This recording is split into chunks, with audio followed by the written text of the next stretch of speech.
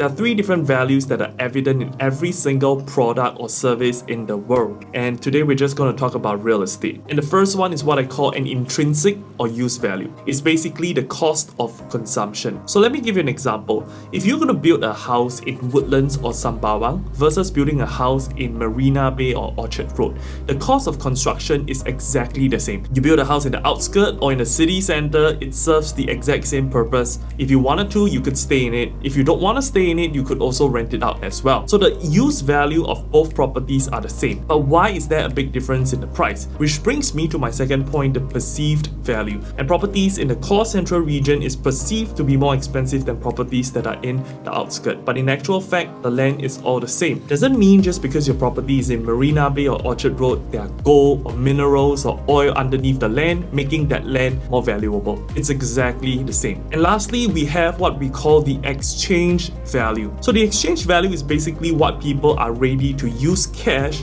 to exchange for a product or service. So let me give you an example right here to help you understand this concept better. So over here, I've got a camera bag, which serves the use value and an intrinsic value of me being able to put my valuables whenever I want to go out of the house. Over here, I have a Louis Vuitton bag, which serves the exact same purpose.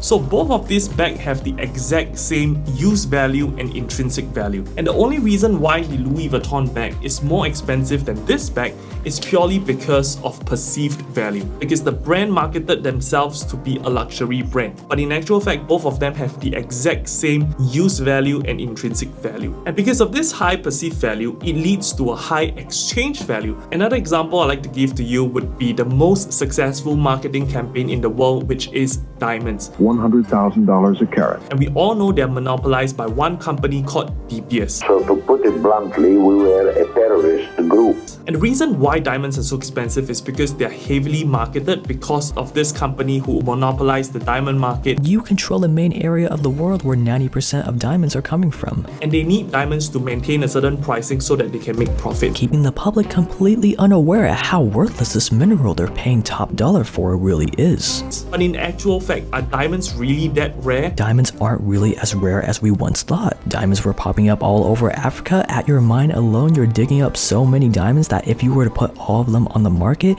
it would absolutely crush your prices. There are literally hundreds of other gemstones that are more rare than diamonds, but they do not even cost a fraction of how much a diamond would cost, purely because there is no perceived value and they are not being marketed as aggressively as diamonds. So coming back to the topic, how do you apply this into real estate? If you're buying a real estate for the purpose of investment, or you want to buy this property to stay and you hope that this property have a high probability of experiencing a capital growth, you want to go for something that has high perceived value instead of just looking at the fundamentals and something that has got a high use value. Because you really got to understand that the thing that really drives up the price is marketing and perceived value. That is the only thing that is going to cause this particular product or service to have a high exchange value. Alright, so that's all the information I have for you today. If you have any other situations you'd like me to analyze, to get in touch with me on all my social media platforms, TikTok, Facebook, Instagram, and YouTube, and my website. If not, I will see you in the next video.